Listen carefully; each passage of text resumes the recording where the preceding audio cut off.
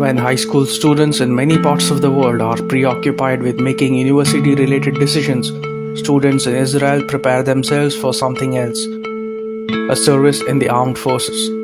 For these youth, a short stint in the armed forces becomes an opportunity to hone their personality and develop new skills. Israel as a country becomes stronger with a young military and a more patriotic population.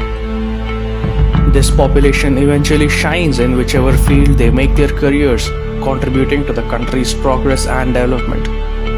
The transformation of Israel from a parched region to a world power can be attributed to this patriotic population.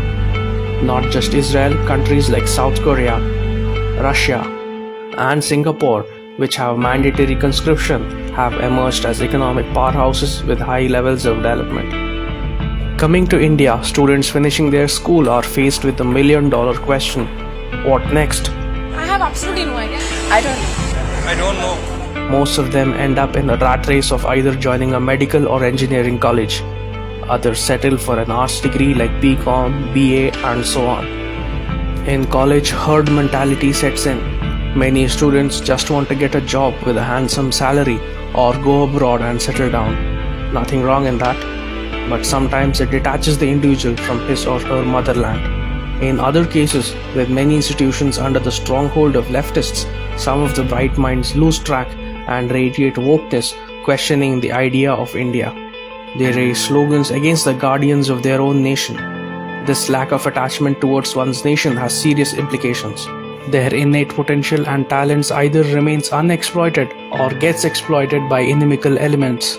That's why the government of India has launched a new scheme called the Agnipath to induct more youngsters into the armed forces.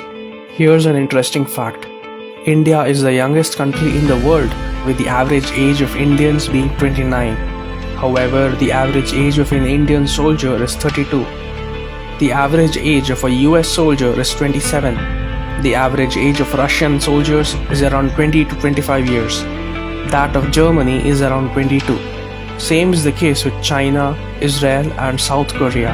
Through the Agnipath scheme, young Indians in the 17.5 to 21 age group will be inducted into the army as Agniveers and will serve in the armed forces for 4 years, paving way for a younger armed forces. But that isn't the only reason why the Agnipath scheme is significant. India's defense budget for the year 2022 to 23 is 5.25 lakh crore rupees, of which 3.5 lakh crore rupees goes for just salary, pensions, and other revenue expenditures.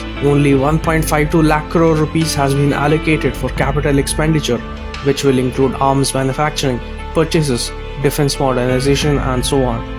The Agnipath scheme will pave way for the effective use of taxpayers' money.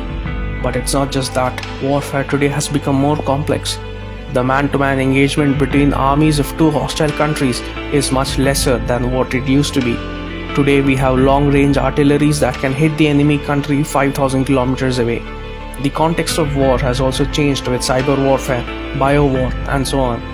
Hence, the need of the hour is to have an army which is young, agile, and tech-savvy, which is what the Agnipath scheme tries to achieve. But most important of all, every year the nation will have 40,000 trained, disciplined, and a patriotic youth force who will usher in a new era for India.